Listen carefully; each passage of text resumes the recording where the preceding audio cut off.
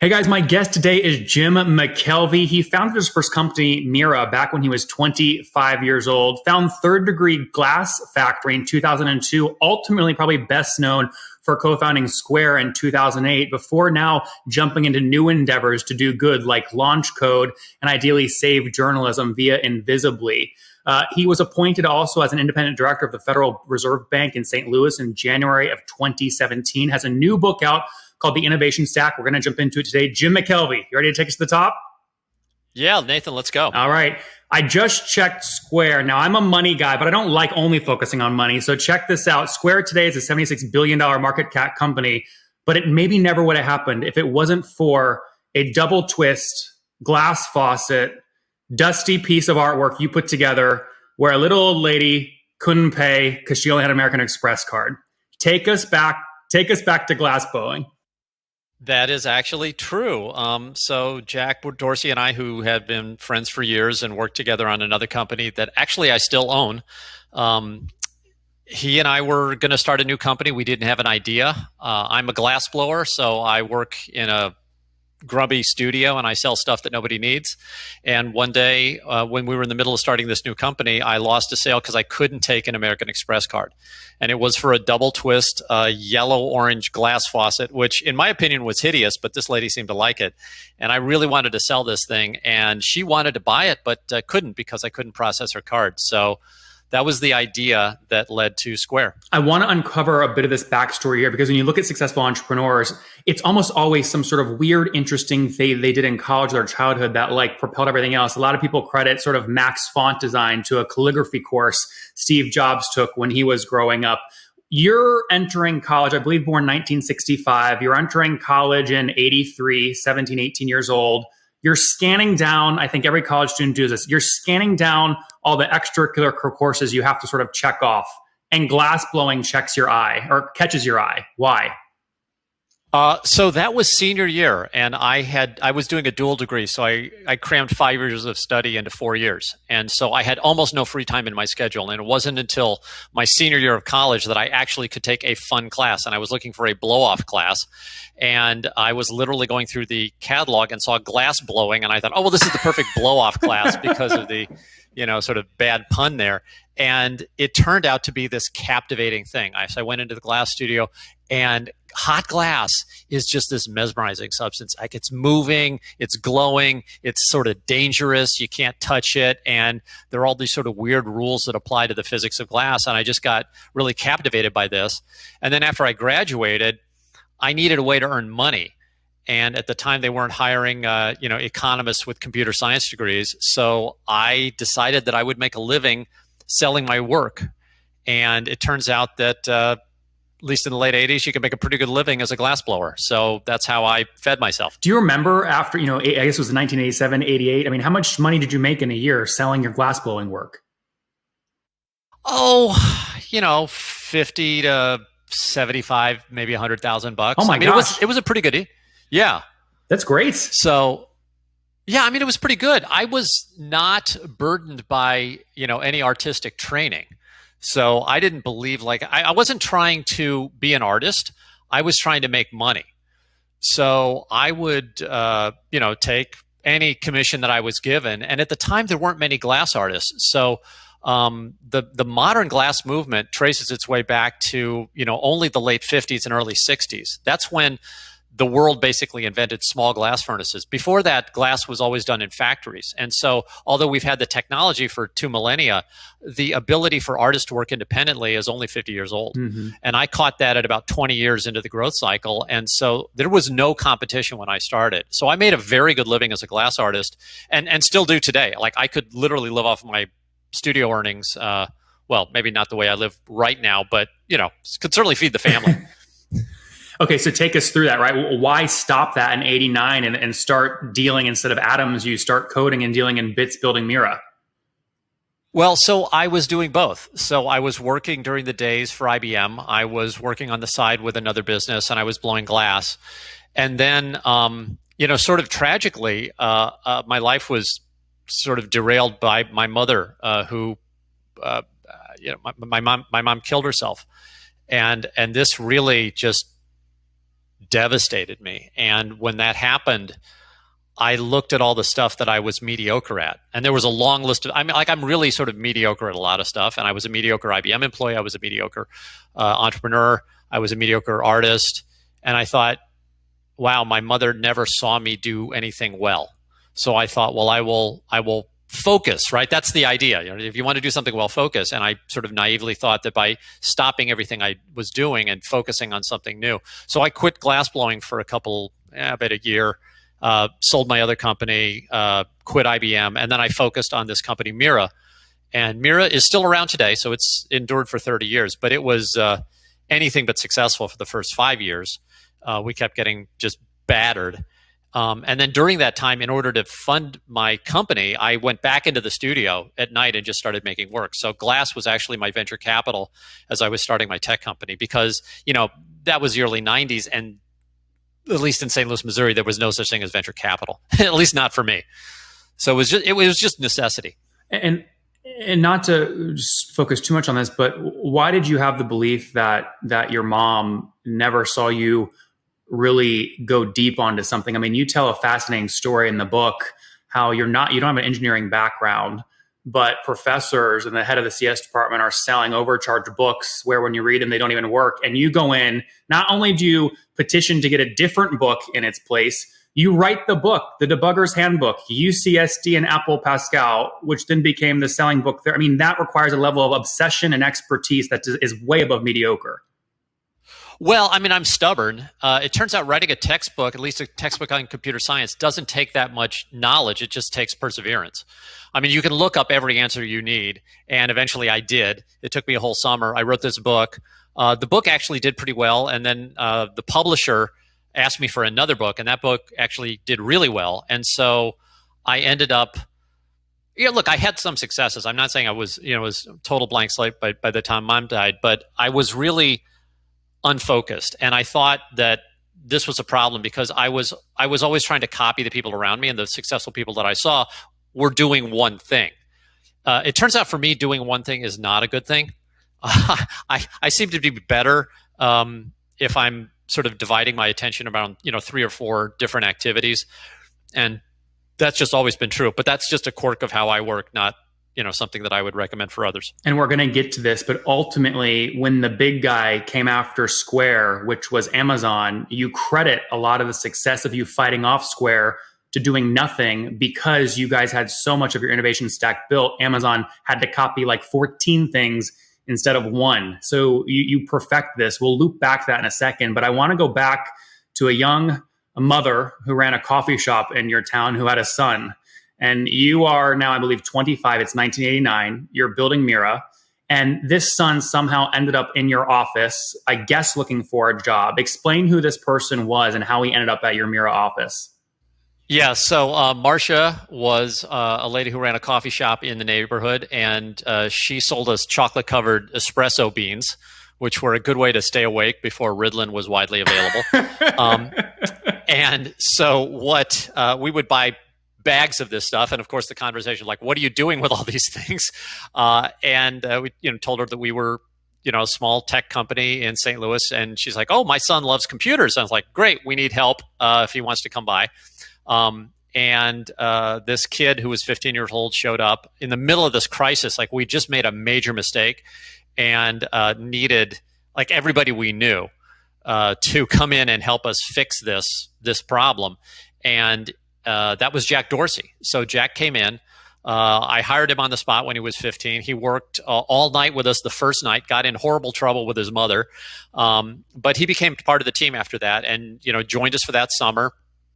And we just had a great working relationship. He was one of these people who every time I gave him a task, he would do it well and in many cases surprisingly well. And I just started noticing this trend, and I thought, well, I wonder how he would do on these other tasks. So I kept giving him bigger and bigger jobs, and he kept doing them up until the point where I gave him a job that was too big for one person to handle. And he said, Jim, I don't think I can do this. And I said, oh, no, you don't need to do all the work. I'll hire a team to do the work. I want you to run the team. So Jack actually was a manager by the time, I guess he was 16 years old. That's fascinating. So Mira started as a digital document viewer. Jack comes in. That's how that connection started. I think you then pivot the business in 93 to basically a CD-ROM interface for brochures. Was that the project that he was in charge of sort of turning around? What was the first big project you gave Jack where he was managing people? So that was a side project. What our business was back before the internet was we would take trade show literature, scan it, and put on CD-ROMs. So we would give these CDs away at the trade show. And if you can imagine not having the internet, like having a trade show disc with all the brochures from the company or from all the companies in the industry, that's a really valuable thing. And so we were making gobs of money with that product and growing like crazy. But the internet was going to kill it. And I knew that our business was going to get just obliterated. And so I tried to get the company to pivot to another line of business, which was essentially trade show publishing, because trade shows always have, conferences that go along with them, and the conferences need digital publishing tools too. And we had all that tech. And I thought, well, we'll just use this and sell that. And everybody at the company would verbally agree with me, but I couldn't get them to change their behavior because they were making so much money using the old models that none of them could, I couldn't get any of them to move. And so this probably speaks to, my quality as a leader. They did not follow me except for the intern. Like the intern who was 15 years old and probably didn't know better, he listened to me. So Jack and I literally went off by ourselves and rebuilt the company. And then when the internet, as I predicted, wiped out our core business, we already had this other company that Jack and I had built. And so the company survived. And as a matter of fact, the tech that Jack and I built 25 years ago is still in use today. And so it turned out to be a pretty good move. But that's how Jack became a manager, because at some point that project became too big, and I put Jack in charge of a bunch of 30-year-olds. Let's close the Mira story for a second and then branch off to Twitter, Square, and everything else. What year did Jack leave Mira? It was 95, 96. I don't know the exact year. He worked for us basically 2 full summers, and then part of the time when he was in college, and then he switched colleges, and then he dropped out of college, and then, things went dark for a while. Then he became a massage therapist, blah, blah, blah, started Twitter, and, and then we reconnected. The usual startup path. So what was revenue at Mira the last year that you and Jack were working together on? I guess 1996-ish. Do you remember? Oh, $1 million or $2 million. Okay. No, it wasn't a ton. Yeah. So here's my big question. Why isn't Twitter today Mira? Mira Inc. and its Twitter DBA. Why wasn't Twitter built inside of Mira? Well, Jack wasn't here. And also Mira had a nice little business that made money, but it wasn't innovative. I mean, the innovative part was long gone. And as a matter of fact, I was long gone. So Jack and I got the company started. It became this model that could make money, and then we turned it over to other people who managed it and make money. But the model for Mira hasn't changed in 25 years. And new ideas sometimes are not welcome at companies that are actually making money. So I don't believe that Twitter or Square or anything else that, here I have done subsequently would have made sense inside that shell. You're now 41, 42, 43, selling these glass-blowing objects. The American Express tour we talked about earlier happened. You're now, I believe, 43 years old. It's 2007, 2008. Walk me through how you went from frustration because you couldn't accept an American Express card for your glass-blowing work to this bad boy right here. How did that happen? So it was pretty simple. Jack had been kicked out of Twitter, and he came back home for Christmas. And was that fair, by the way? You know Jack better than anybody. Was that fair? No, absolutely not. What they did to him was unconscionably terrible, and I was very angry. As a matter of fact, I think I was angrier than he was. And I suggested actually that we get even with him. I mean, I was not looking to start another company. I was like, oh, let's just go mess with these guys that, sort of hurt my friend. And so I would say that my motivations were somewhat negative. And Jack, to his credit, suggested that we funnel that energy into something positive. He said, well, why don't we just start a new company together? And I was like, okay, what do you want to do? He's like, I don't know. What do you want to do? And so we didn't have an idea. So it was sort of the first 2 weeks we were kicking around for ideas. We knew we wanted to do something with mobile technology, but that was it.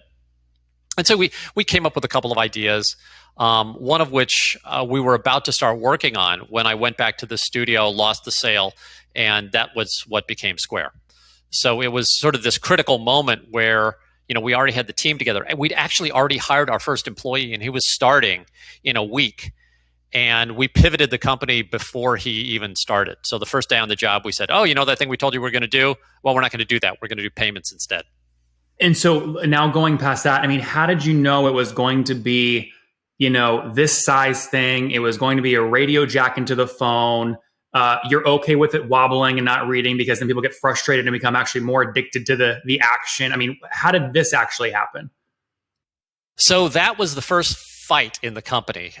Probably halfway through the first day, or maybe the second day, I said, we need to build a piece of hardware.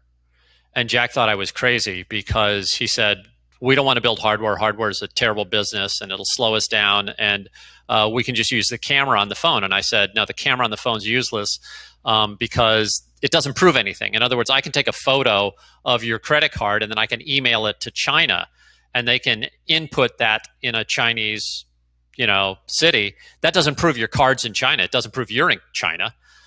Whereas reading a physical mag stripe is something that the credit card industry recognized as something called card present. So I really thought we had to read the mag stripe. Jack thought we didn't. And instead of having a fight with him, because we're both engineers, I thought, well, I'll build my solution before he can build his solution. Because I was pretty sure that I could read a card, build a card reader before Jack could build an OCR engine and get the credit card companies to accept it. So I just ran off and put together a hardware team and started building the hardware. And by the time I had my product working, it was about 10 days. And Jack was nowhere on the OCR, so we just went my way. And the reason the card reader is so small, that's a funny story. So it turns out that the Square card reader, which I was responsible for designing, is too small to be a really good card reader. Like if you're trying to read a mag stripe, the card will wobble as you push it through, and it takes a little practice to learn how to read a card successfully without the wobble. And I know this, and I actually built a long version of the Square card reader. So this is one that's got about a 2-inch glide path so that there's no wobble. It's double or triple the size of this, right? Yeah. It's about 1.5 times the size of that. And as a result, that one read perfectly. But I'm also fanatical about testing my stuff. And so I would test both units with people. And I got a very strange reaction when I would test both units together. And that is, people always preferred the larger unit because it worked better. But if I tested them separately, in other words, if I showed somebody just the large reader, they were like, okay, whatever, it's reading a credit card. If I showed them the small unit by itself, they were mesmerized. They're like, let me see that.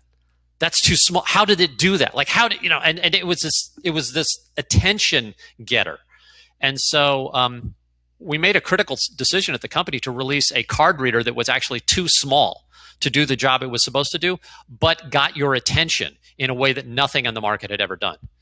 And I believe that attention was super important. And I still today think it was the right decision to sacrifice some performance for that coolness factor and that moment where you pay attention and realize, hey, wait a second, this is new.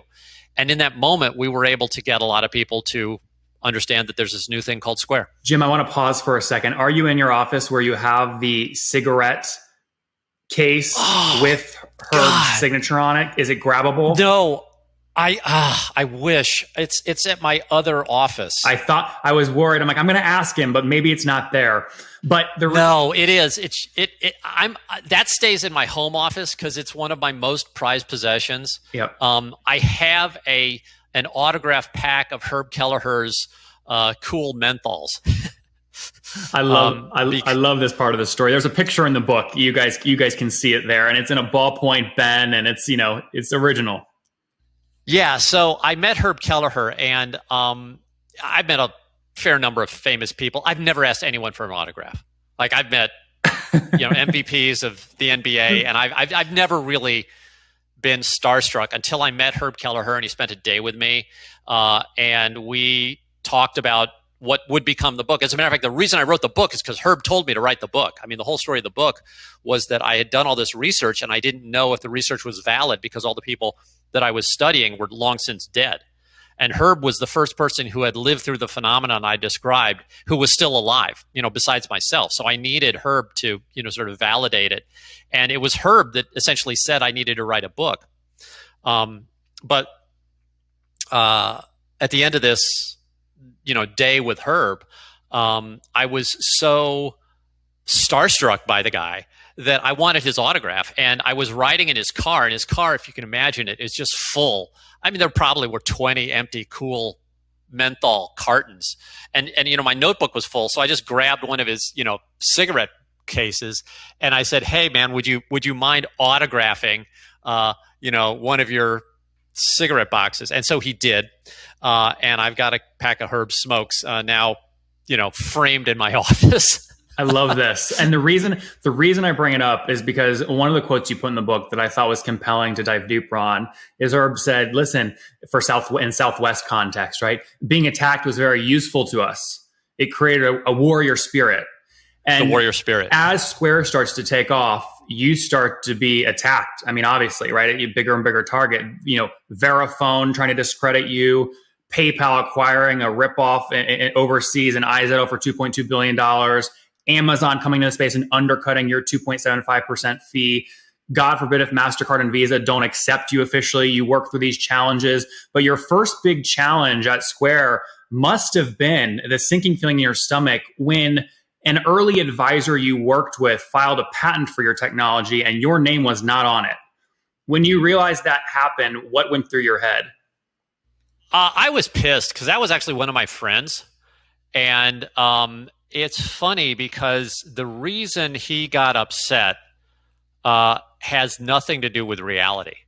And he was somebody that I brought in to help do some engineering. And he got very upset that we didn't pay him what he thought he was worth. And what we offered him was a very generous offer. It would be close to $1 billion today. If he accepted our offer, he'd probably be a billionaire. And he didn't want it.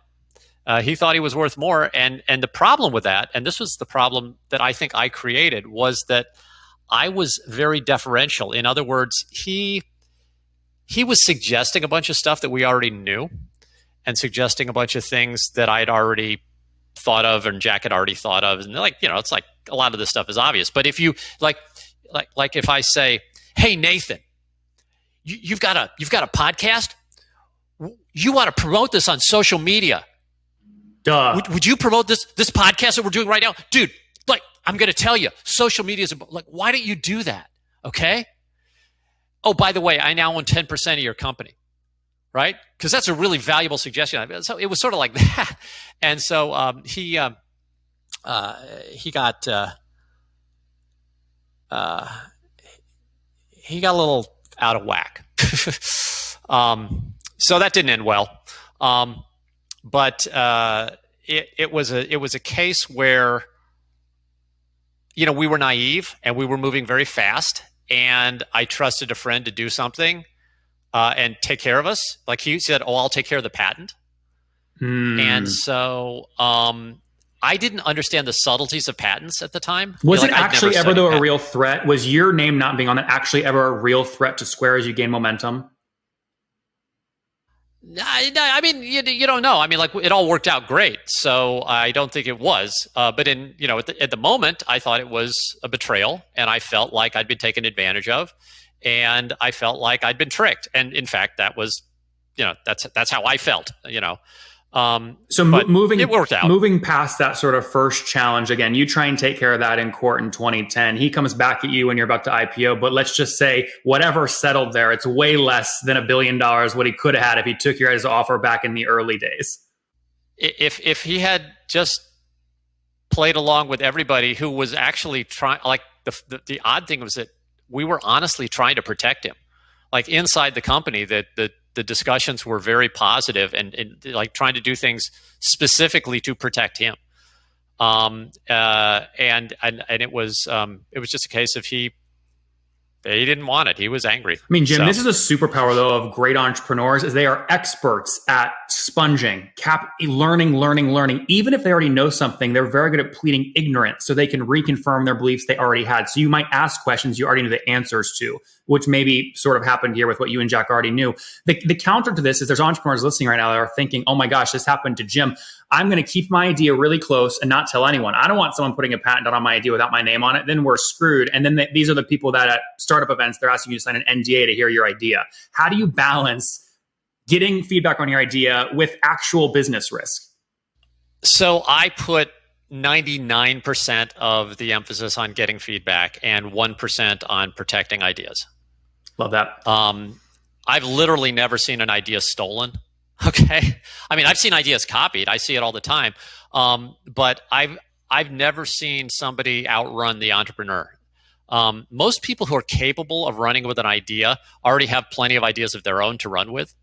And most people who are, willing to copy are not going to be successful entrepreneurs for a bunch of reasons I go through in the book. So I'm not worried about it at all. What I am worried about is lack of feedback. So I've taken the risk many, many times of telling the world exactly what I'm going to do with the full knowledge that somebody might try to do it first. But it's never happened. Yep. So fast forwarding, talking about traction by 2012, correct me if this is wrong, Square's passing about $200-ish million in annual revenue. Is that accurate? About that, yeah. About that. Talk to me about some of these other challenges that popped up along the way and how it helped you build the innovation stack. Let's tie this back into the book now, right? So Verifone tries to discredit this and says, hey, this isn't safe or secure. They put a big demo video up on their site. You guys are going, what the hell is going on here? Walk us through that story and how that helped you build your stack and your moat. So that was interesting. The chairman and CEO of Verifone, who actually took me out to dinner when we were just like a fledgling startup and called me an idiot for probably 2 hours, just basically telling us that the market that we were trying to serve was unservable and that the people we were trying to serve were unreliable and had bad credit and basically should be left out.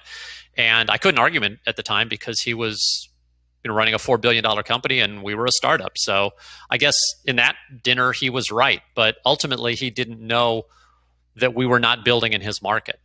And so what happened subsequently is we launched. We were very successful out of the gate. 2010 was public launch, right? Yeah, 2010 public launch. And then a couple of years later, he basically pivoted their company, at least to partially try to counteract Square.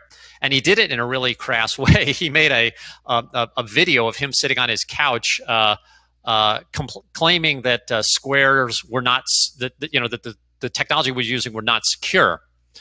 And it didn't even make any technical sense because what he meant was that the signal was not encoded between the read head and the physical microphone jack.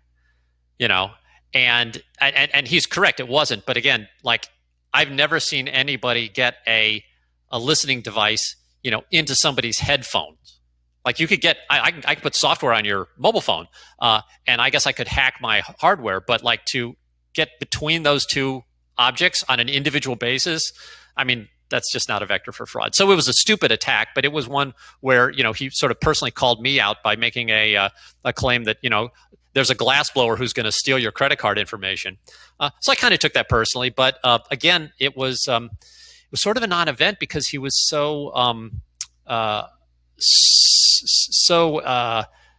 crass about the way he did it that he ended up upsetting Apple, and Apple kicked them out of the Apple Store. Was this before or after Steve Jobs asked you and their team asked you to set up a big black box at your office with no windows?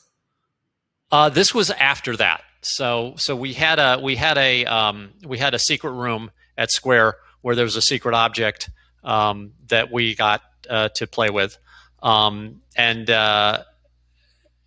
was very friendly from the get-go. As a matter of fact, I think Apple was extremely tolerant because ultimately our first product was bypassing the dock connector, which was that multi-pinned thing at the bottom of the phone, we went through the hardware jack, And I think that was still the right decision. But, it was certainly the first time that had ever been done. And we were worried that Apple wouldn't support us, but they were really open-minded and they did. And I think they benefited as a result. But, there were a lot of moments where we did stuff that we thought was right, even though we knew that there was some large incumbent that might be upset. But ultimately, most of those broke our way. Your early investors will say your guys' pitch deck was one of the best they've ever seen, and they will talk about one specific slide mostly, which is a slide where you list over 140 reasons of why you guys might fail. I doubt you had a big yellow and black Amazon logo on that slide. Walk me through a couple years later when you and your board realized Amazon is entering the market. Take me into that board meeting. I should look up the slide. I think Amazon was on it. You did have it. Okay. But we listed every reason we could think of that the company would fail, and we openly discussed this during our pitch. So it wasn't a pitch of like, "Hey, we're going to succeed. Just give us money." It was like, "Hey, what we're doing has never been done. It might not work, and here's all the reasons we can think of why it might not." So it was a big, it was basically a big confession that we didn't have a guarantee of success. But certainly one of the things that we anticipated happening was a major competitor. We thought it might be Google. It turned out it was going to be Amazon. Amazon came after us in a way that was terrifying. They copied our product, they undercut our price, and they added the Amazon brand name to that, along with some customer support that we at the time didn't have. And so we thought Amazon was going to... Yeah. But I mean, we were in a situation where Amazon was looking like they were going to kill Square. And the reason they looked that way is because whenever Amazon had previously done that to a startup, i.e. copy their product, undercut their price, Amazon always won. And so we couldn't find any counterexamples of that. So the end result was we looked for a company who we could learn from who had beaten Amazon, and we found that there were none. You found literally a diaper full of shit. Yes, zero. There was nothing. Or diapers.com is what I'm referencing, right? I mean, Amazon. Yes, diapers. And as a matter of fact, I subsequently, talked to some of the founders at those companies, and they were all basically of the mind that nobody beats Amazon. And I met a lot of founders who had their companies either killed or acquired by Amazon, but I never met anybody who'd beat Amazon. So Square was basically alone. We kept doing what we were doing. Amazingly, after a year, Amazon relented. And what year was this? And this was about 2015. It was right around this time that, so this is about the 5-year anniversary, because I remember it was Halloween. It was Halloween night when Amazon basically said, "We're out." Well, they didn't just say we're out. Then they mailed a bunch of these Square readers out, right? With big smiley faces. Yes. So Square, Amazon was really cool. And I'm trying to sell a book right now, and it's really bad form to knock Amazon when you're trying to promote a book. But I do so. But, in defense of Amazon, they were really cool in the way they gave up the fight. They didn't just quit. What they did was they said the best thing for our customers is to make them Square customers. So they mailed all their soon-to-be former customers one of our Square readers and said, "Look, if you like what Amazon is doing, you'll be happy with Square." So they basically gave us all their customers when they quit, which I thought was admirable. I mean, that reminded me of the old the old time wars when officers from the other side were treated well, and there was a level of sort of dignity in how they conducted themselves. So I don't disrespect Amazon, but it was certainly terrifying, and it was also bewildering. And the thing that really stuck with me after we beat Amazon was I couldn't answer why.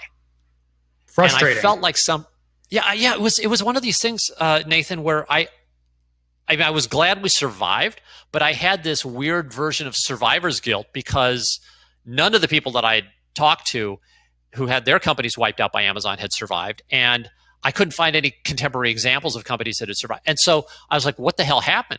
What explains this? And I wasn't able to let it go. I became obsessed with trying to find other examples of companies that this had happened to.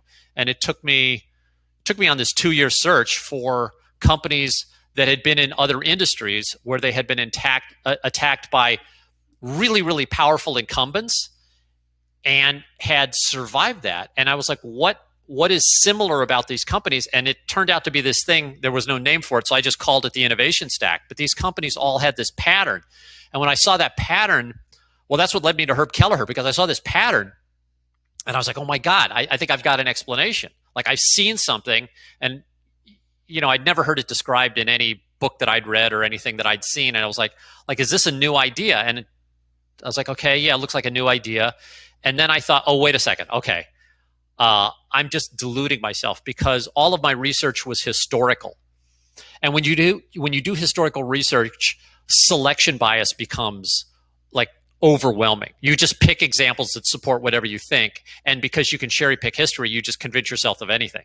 Like, I can convince you right now that, the sky is always orange, because I will just take a picture at sunset, after fires and, major, dust storms, and the sky will be orange. And we'll say, oh, the sky is always orange. If I take the photo at the right time, I can give you historical evidence of the sky being orange for the last 100 years, Well, the only way for me to convince myself that I wasn't delusional was to meet somebody who was still alive, who'd lived through this. And so one of the companies that I'd identified was Southwest Airlines, which was itself viciously attacked by United and Braniff and Texas Inter, like just a bunch of really nasty things happened to Southwest, and yet Southwest became the biggest airline in the country. So I was lucky enough to get to meet Herb Kelleher, the founder of Southwest, and I flew down to Dallas, and I spent an afternoon with Herb, and I basically showed him all this research, and I said, hey, Herb, like, you lived through this, or at least I think what you lived through was what we lived through. What do you think about this thesis that I have? And Herb got really excited about it. And he said, I think you're right. It explains a lot of stuff that I lived through, but I hadn't thought of it that way. He said, you need to write this. You need to share this. You need to, don't sit on this information. And you got to understand, Herb Kelleher was one of my idols growing up. Some people worship rock stars and, sports heroes. Like I grew up, seeing Southwest and Herb kick the ass of these airlines that had always just been abusing me. And the airline, you change your ticket and they take $200, or they there was this crazy pricing before deregulation. It was horrible stuff. And I watched this little startup just crush him. And so I worshiped this guy. And imagine one of your idols giving you a homework assignment. So I wanted to really impress Herb, and I wasn't going to write a book because I thought, oh, business books are boring. Like, they suck. I mean, I read a bunch of them and they're like, ugh. So I thought, I'm going to do a graphic novel. I'm going to tell the same stories, but I'm going to do, pen and ink. So I did an actual graphic novel of the whole thing. The whole book was just. Where is that, and where can we get it? So, I mean, I did part of it. Hold it up. Oh yeah, flip through a couple. Oh yeah. So this yeah. If you go to jimmckelvey.com, I will give you a free copy of the graphic novel. Like, it's but I mean, there's a city burning. There's a murder. There's Nazis. There's nudity. That's all I need. Little nudity and Nazis. I'm sold. Nudity and Nazis, man. I probably should have titled this thing better. I called it The Birth of Banking. I think nudity and Nazis would be a better seller. Jim, not to bury the lead here, because I don't want to bury this, right? Because basically what you pitched to Herb in that meeting was essentially saying something like, Amazon thought they could just undercut us like they do with everybody. But you realized that there was a list of things they had to get right, and they had a 80% shot at one of them, but only a 4% shot at all of them right. So explain to me how you thought through the math. Yeah. So what's an innovation stack? An innovation stack is a collection of interlocking inventions. It's one invention on top of the other, which is typically how major leaps are made. Okay, so if you look at most innovation is a sort of incremental, slight improvements in a product. Okay, but then occasionally some company will come around and just upend the whole industry. Tesla and automobiles right now. Automobiles have been getting slightly better in lockstep. So for the last 40 years, Mercedes and Audi and Nissan and all the car makers have been pretty much producing the same damn thing. you know. And then Tesla comes along, and yeah, it's a car, but it's a totally different car. It's got no transmission. It's got, this totally different drivetrain. It's, electric and blah, all this stuff simultaneously. If you say, well, what's Tesla? It's not one thing. It's probably about 40 things. Like the way they use capacitors to precharge the batteries so that they can, there's all sorts of stuff that the Tesla's doing right now. And it's the same with innovation. Innovation tends to be this series of inventions. And if you sort of unpack the math of how invention works, what you'll realize is that it is created through a different process. And I had to figure out when that process was triggered. And it turns out that process is triggered by the inability to copy. What do I mean by that? It means that if you have a problem, your best way of solving it is usually to find somebody else who solved the same problem and do what they did. That is almost always the best solution. And I don't care what it is. Like, which you argue is still a great way to start. Yes. Oh, yeah. So I'm not knocking copying. As a matter of fact, like, I wouldn't be alive if I wasn't a good copier, because like my DNA, which is, responding to all sorts of threats from the environment on a daily basis, has evolved over millions of years of copies of successful DNA. So at our very core as living organisms, we are good copiers. But, then you add society and school and all this other stuff, and you become exceptionally good at copying your entire life. And then it turns out that the world of copying only fails you when you reach the very edge of what mankind has figured out how to do. Okay. So we've figured out how to build internal combustion cars. And yet when you try to go to an electric drivetrain, all of a sudden we don't have a sufficient set of tools for that. And so to move past, internal combustion engines, we needed to have another set of invention. And it turns out that once you cross that line and you move past what can be copied, then innovation becomes this weird necessity, and the rules change. And I looked at this and I was like, oh my God, like, I wish somebody had explained this to me when I was, 20 or 15 or 30. Like, I wish somebody had told me where that line was, because it turns out that if you're on one side of that line, a totally familiar set of behaviors, which is the behaviors of copying, are optimal and appropriate. But if you're on the other side of that line, those behaviors will get you in deep trouble. And I noticed once I saw this pattern, this is by the way what I brought to Herb. I was like, Herb, like, here's when I get my ass kicked, and here's why it happened. And like, I can now point to you a point and say, I should be behaving this opposite way. And I use an analogy here, and it's probably a terrible one, but do you know that every airplane that you fly in, when it's landing, goes through something called a period of reverse control? And what I mean by this is that, normally if you're flying an airplane and you want to go faster, you push the throttle in. So, speed up the engines, go faster. That happens until you're in the area of reverse control, in which case the throttle becomes like the elevator. It goes up and down. It makes the plane go up and around. So if you push the throttle in, the plane will not go faster. It will go up. And you pull the throttle out, it will not go slower. It will just go down. And if you are a pilot, there's this point in the flight where you enter the period of reverse control. And if you're not aware of that, you'll crash the airplane. And I was crashing so many of my companies because I was using the wrong set of inputs, because I didn't realize that on one side of the line of innovation, I needed to be doing, in some cases, the opposite of what I would be doing if I was in, sort of on the business side of the line where copying works. And I got that insight, and I was like, oh my God, I got to do this. So that's why we now have a book and actually a comic. So diving into this, 2015, you fight off Amazon by literally doing nothing. You then try and explain it away. You codify it in the innovation stack. Let's use some real examples from Square, right? So Square, I think you guys break like $984 million, almost $1 billion in revenue in 2017. You launched Square Capital, right? Why is Square Capital important for adding another layer to you guys that makes it harder for anyone else to copy you?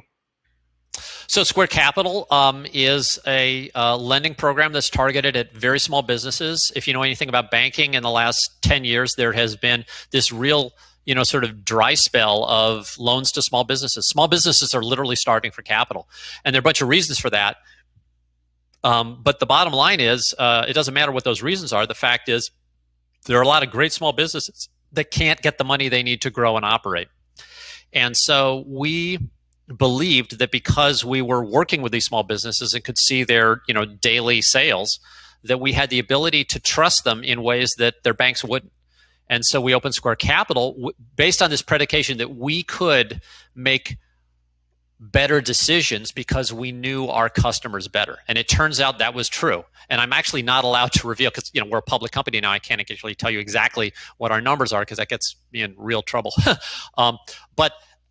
But just generally, the thesis of Square Capital is that because we are so intimate with our customers, we can trust them more and therefore give them better loans while losing less money to defaults. And you did this 141,000 times in 2017. I think $1.8 billion originated, average check size of $6,000 previously on a market that others wouldn't touch. One of the points in the book you argue is a lot of the great innovations are not stealing folks from other competitors. You're actually bringing new people into a market that the market, for whatever reason, rejected prior. And so you felt like with this data source, point of sale, the swiping, you were able to open up this market and open up this capital for these SMBs. Yeah, and I'm glad you brought out the big theme here, because people always, say, "Oh, well, all the great inventions have been invented, and there's no more opportunity. And how can what can I do that hasn't already been done?" It turns out in every market, I believe there's opportunity at the bottom. And if you want a a new $1 billion business idea, here I'll give 100 away right now. Just look where the market ends. So pick any market, the market for office furniture, like where does that end? At what point can you no longer buy new office furniture? And what would it take to enable somebody to buy office furniture of decent quality at a lower price point? And can you open up a market to more people? And the people who do those things, I take office furniture as an example in the book, but furniture is one of the most boring businesses. It's been around basically since humans have been, felling trees. And yet there's still this massive opportunity for, a multi-billion-dollar world-leading company. It's called IKEA, at the bottom of the market. And IKEA built at the bottom of the furniture market, and Square built at the bottom of the payments market, and Southwest built at the bottom of the payments market. And actually the biggest bank in the world for a while was a company, it's now become Bank of America, but at its beginning it was called the Bank of Italy, and it built at the bottom of the banking market. So there's this tremendous opportunity at the bottom of the market, but only if you understand that the tools you use for enabling that part of the market, you don't get to copy from the existing market. And that's sort of a central insight. Is the good news is you get this massive market. The bad news is you have to be original in your thinking and execution. You can't just copy your way to it. And Jim, a pattern I saw in the book that I thought was extremely compelling, I actually hadn't heard of before, that I want to pull out, is if you look at across all the models you give. So yours, it was the experiences, I'm not going to make this thicker. So you watch some people sort of try and pinch the thing and get the current the right way. And some people like held the cart. IKEA, they make you put the furniture together with a wrench. Southwest, when you board the flight, you choose your seat. There's actually a very emotional experience at the beginning of all of these products that start where the prior market stopped. And the emotional experience is not always to make onboarding more frictionless. Sometimes it's to add a little more friction to establish a deeper emotional connection. Is that a trend you saw across other examples you studied but didn't include in the book? Yes. Well, so I mention it. There's a little wordplay that I do in the book called adopters versus adapters. Early adopters are people who use your product first, and it's a term of art. I use the phrase early adapters. So by changing just one vowel in the word, it takes on a wholly different meaning, because many of these early customers to these massive new businesses are actually adapting their buying behavior in comparison to other travel.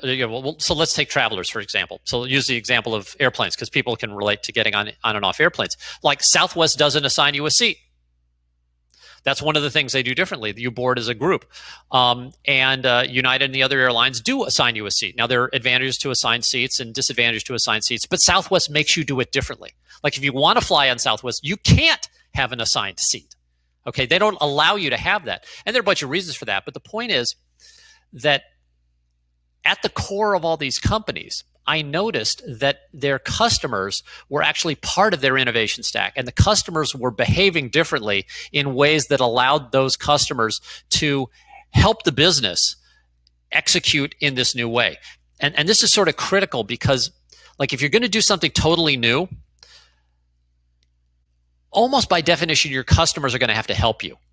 And so you're going to have this relationship with your customers where they're sort of a partner, and they're going to maybe agree to boarding groups or, not have meals in flight, or maybe they're going to agree to, practice their credit card swipes, or, assemble the furniture in their office with a little Allen wrench.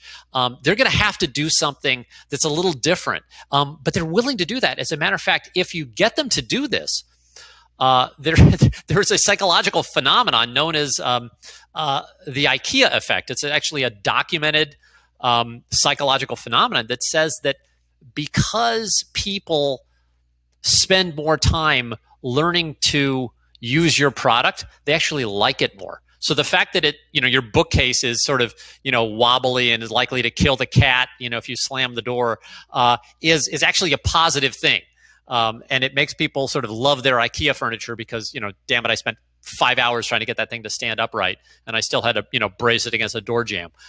Jim, let's wrap up where you started. 1983, you're 17 years old, you're in college. One of your hacks for learning was offering to take speakers to the airports afterwards. And you said, I always wanted to ask them one question. I'm now going to put that question to you. Jim McKelvey, now that you're one of the most powerful people in finance, tell me about your inner child. Well, I mean, my inner child, he comes to work with me every day. Like I'm literally still in many ways a kid. And I am, it's very funny because, and my wife and I just had this conversation yesterday, because like we've made an absurd amount of money, which we're planning to give away because I don't think it serves me or my family to, pass on generational wealth. Sorry, my kids are probably listening. But, the point is I still am that kid and I'm still mystified. And honestly, when I do a new business, it's almost exactly the same as it always was. The only difference now is that I can get meetings a little bit easier. But that's only, with my Square founder hat on. Like this, people will meet the founder of Square, and then I get to pitch them the thing. So access has been a little bit easier, and fundraising, that has been easier too. But I still have to fundraise, and I don't fundraise because I couldn't fund things myself. But I fundraise for the validation that comes with getting other people to believe in what you're doing. And so, my current fund, one of my current companies, like I had to pitch Peter Thiel. And the reason I wanted to pitch Peter is because he is a notorious contrarian investor. Like he called PayPal right, he called Palantir right, he called Airbnb right, he called the Trump election, of 2016 right. Like the guy has a track record of going against conventional wisdom and being right. Jim, but you know what's so awkward about this? And when I was prepping for this, I go, I have to ask Jim this. Peter beautifully took down Gawker. Invisibly's goal is to save journalism. So you either don't like what Gawker was doing and love that Peter did that, or you're just sort of saying, you know what, Peter called it right, we want to involve with Invisibly. Well, I mean, Peter also, if you read 0 to 1, he openly mocks Square. Right? Well, he's ex-PayPal. PayPal acquired iZettle, right? He's ex-PayPal, but he goes through and basically says how what we invented is a commodity and is going to be irrelevant. And actually, one of the things I did in the book is I proved to Peter, he actually gave me a blurb for the book because I basically demonstrate how, he was missing this element. Because look, until somebody explains to you the innovation stack and the nuance of how this sort of line between invention and copying is crossed, you can live it your whole life and never notice it. And I mean, literally, you have lived on airplanes. I don't know how many airplane flights you've taken. It's probably plenty. Like more than 50? More, well, hundreds, easily okay. Hundreds. So hundreds. Okay, so you've taken hundreds of flights. You have literally crossed a line upon which your life depends hundreds of times and never noticed it. And that's a line that I've crossed. And and I pointed this line out to Peter, and he gave me a blurb for the book, and then he gave me millions of dollars to risk on a new thing. But yeah, I mean, look, it's great to be to have been successful, but I would say that a lot of the stuff that I've learned at Square has been unfortunately really irrelevant, because everybody goes into invention new. And maybe this is a positive thing. So if you're a listener right now, here's the thing to take away. I wrote the book specifically for a person I had in mind when I was writing this. I had a person in mind who is incredibly talented. She's hardworking. She's got phenomenal degrees. She's got a master's degree from one of those famous educational institutions in the world. Like she is tremendously gifted. And I've watched her time after time come to a problem that is a significant problem that the world has not solved, and she hesitates. And when she gets to that line where she can no longer be an expert, where she can no longer be qualified, she says, well, I'm not qualified and I can't do this. And my answer to her, which is now a 300-page book, is, look, I agree you're not qualified, but nobody on the planet is ever qualified to do something the first time. Okay? So I'm a pilot. I fly planes. I'm qualified. I've taken a ton of training. I'm going to go train tomorrow. Like, I literally spend hundreds of hours a year being a pilot. The first pilot, Orville and Wilbur Wright, who flipped a coin to determine who would go first in the Wright Flyer, were totally unqualified to fly that plane. They were not qualified. They were not trained. They couldn't be trained. I mean, they were the first human to fly a plane. You can't be qualified if you're the first human to do something. And so my message to the readers and the world is, look, I don't want everybody in the world to stop when they hit that line. I want them to recognize that line and be able to make a decision. Okay, look, at this point, I can choose to cross it, in which case I'm going to need this other set of skills, which I may or may not have. I mean, there's no guarantee if you cross the line that you're going to succeed. But at least don't approach it and do what my friend does, which is to say, I must always stop here. Because, yeah, you're not qualified, but nobody's qualified to do it. So in answer to your question, look, yeah, I've had a lot of, success, and I'm still unqualified. Like, every time I do something new, if it's really new, none of it matters. Guys, Jim McKelvey, Jack Dorsey's first employer when he was 16 years old, fought off Betrayal, launching Square in 2008 after failing to sell one of his pieces of glassblowing work because the lady only had an American Express card, fought off Amazon. During the same year they IPO, they crossed $1 billion in revenue at Square, and they continue to recognize their innovation stack is the key thing that gives them a real moat building their business. Check out the book on Amazon, The Innovation Stack, Building an Unbeatable Business, One Crazy Idea at a Time. Jim McKelvey, thanks for taking us to the top. Fantastic. You are so well prepared. I think you are the best prepared interviewer I have ever met. Wow. That's a massive compliment. As a sincere gesture, I would say thank you, because as you may imagine, some interviewers don't actually do their homework, and it's always so flat because they ask these sort of, I won't say pointless questions, but they are directionless questions. They're questions that don't come from a curiosity about the ideas. They're just well, tell us what an innovation stack is. You gave really good context to I thought it was a great interview. So thank you. It was totally a pleasure. One more thing before you go. We have a